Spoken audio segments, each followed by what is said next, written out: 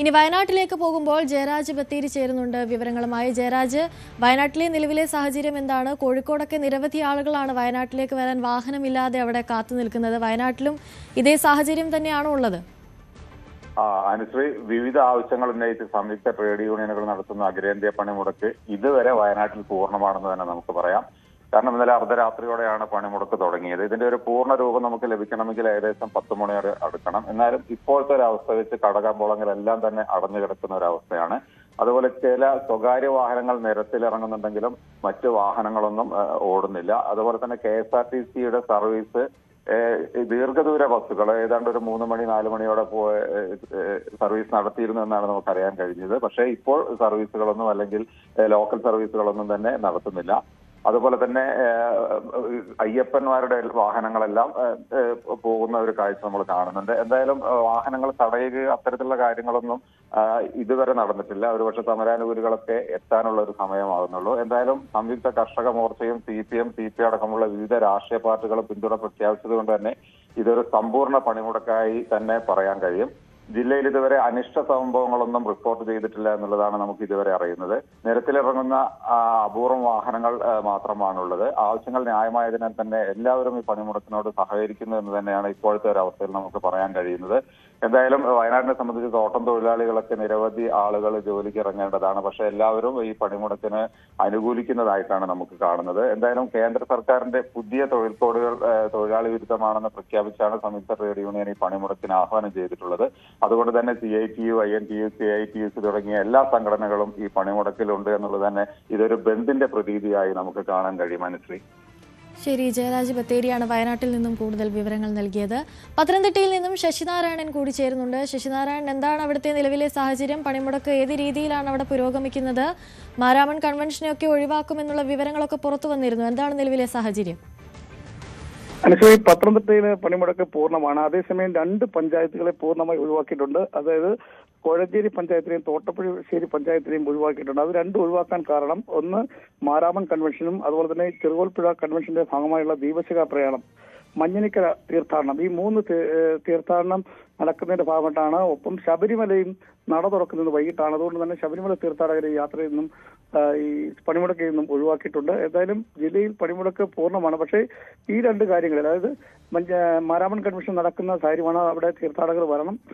അതുകൊണ്ട് തന്നെ മറ്റു ആ മേഖലയിലുള്ള ബസ് സർവീസ് മറ്റു കാര്യങ്ങളൊക്കെ പണിമുടക്കിൽ നിന്ന് ഒഴിവാക്കിയിട്ടുണ്ട്. അവരെ ബുദ്ധിമുട്ടിക്കാതാണ് പണിമുടക്ക്. എന്തായാലും ഈ ഇന്നലെ മുതൽ ആരംഭിച്ചിരിക്കുന്ന രാത്രി മുതൽ ആരംഭിച്ച പണിമുടക്ക് ജില്ലയിൽ തുടരുന്ന നിലവിൽ പൂർണ്ണമായും പാൽ, പത്രങ്ങൾ, ആവശ്യ സർവീസുകളൊക്കെ മറ്റു കാര്യങ്ങളിലൊക്കെ തടസ്സമില്ലാതെ നടക്കുന്നുണ്ട്. അതേസമയം പണിമുടക്കിനോട് ജനങ്ങൾ സഹകരിക്കുന്നു എന്നുള്ളതാണ് നമുക്ക് മനസ്സിലാക്കാൻ കഴിയുന്നത്.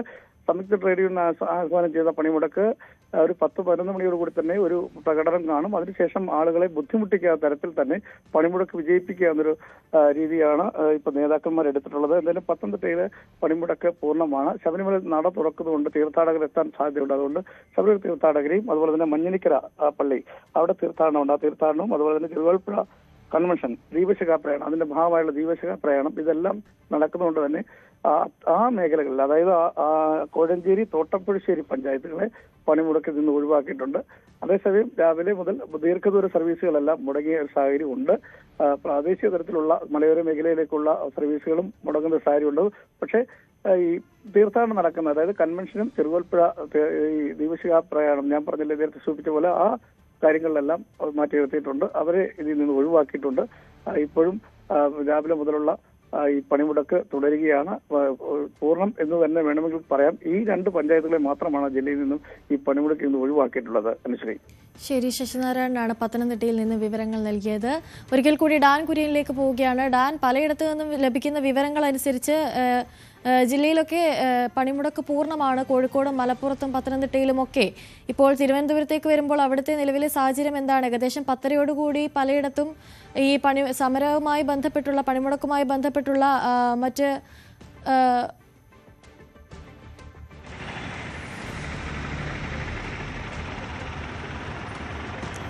10:30-ക്കാണ് ട്രേഡ് യൂണിയനുകളുടെ പ്രതിഷേധ മാർച്ച് സംഘടിപ്പിച്ചിരിക്കുന്നത്. രാജ്ഭവനിലേക്കായിരിക്കും ഈ പ്രതിഷേധ മാർച്ച് നടക്കുക.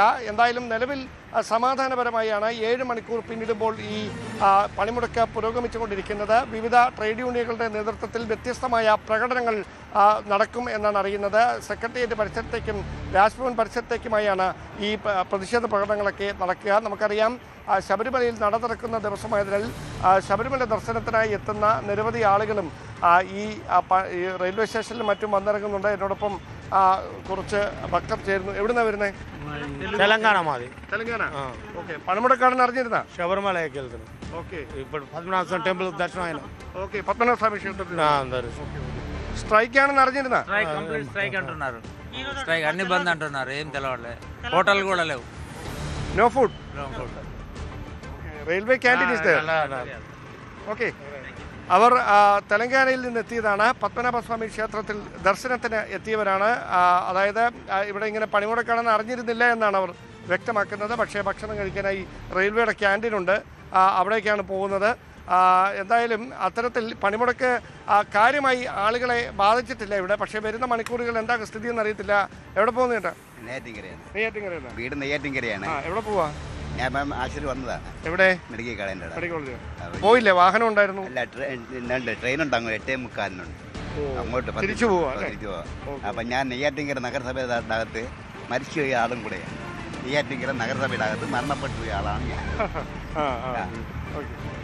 അപ്പോൾ അത്തരത്തിലാണ്. അതായത് വിവിധ ആളുകൾ പല മേഖലകളിൽ നിന്ന് റെയിൽവേ സ്റ്റേഷൻ പരിസരത്തേക്ക് എത്തുന്നുണ്ട്. ഇവിടെ നിന്ന് പോലീസ് ബസ്സുകൾ ഒരുക്കിയിട്ടുണ്ട്. അതാണ് ഏറ്റവും ഒരു സൗകര്യപ്രദമായി മാറുന്നത്. പ്രത്യേകിച്ച് RCCയിലും മെഡിക്കൽ കോളേജിലുമൊക്കെ പോകാനായി എത്തുന്ന രോഗികൾക്ക് മറ്റുമായി പ്രത്യേക ക്രമീകരണങ്ങൾ സ്വകാര്യ ഏജൻസികൾ, അതോടൊപ്പം തന്നെ സന്നദ്ധ സംഘടനകളുടെയൊക്കെ നേതൃത്വത്തിൽ സേവാഭാരതിയുടെയൊക്കെ നിരവധി ആംബുലൻസുകളാണ് റെയിൽവേ സ്റ്റേഷനകത്ത് രാവിലെ മുതൽ തന്നെ തുടർച്ചയായി സർവീസുകൾ നടത്തിക്കൊണ്ടിരിക്കുന്നത്.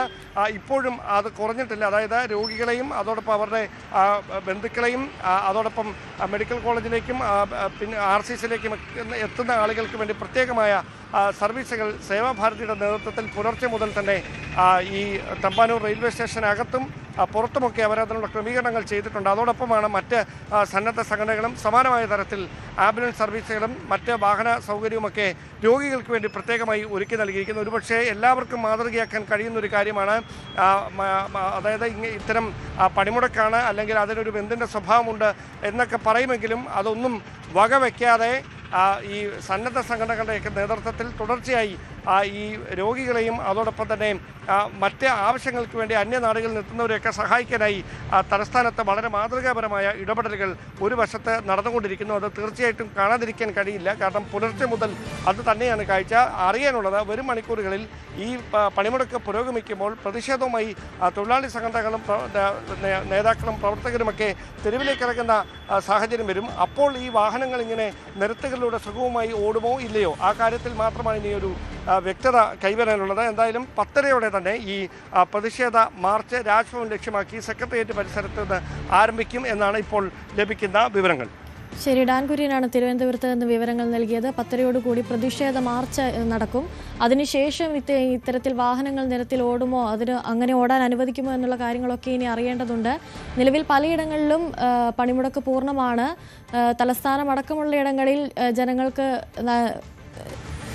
സഞ്ചരിക്കാൻ തക്ക രീതിയിൽ വാഹനങ്ങളടക്കം അധികൃതർ ഒരുക്കി നൽകുന്ന ഒരു സാഹചര്യമൊക്കെയുണ്ട്.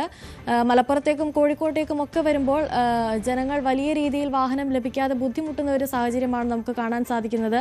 ഇനി പണിമുടക്കുമായി ബന്ധപ്പെട്ടുള്ള മറ്റ് വിവരങ്ങളൊക്കെ വരും ബുള്ളറ്റിനുകളിൽ നമുക്ക് ഇതിന്റെ അപ്ഡേഷനൊക്കെ അറിയാം. കൂടുതൽ വാർത്തകൾക്ക് News 18 Keralam YouTube channel subscribe ചെയ്യുക.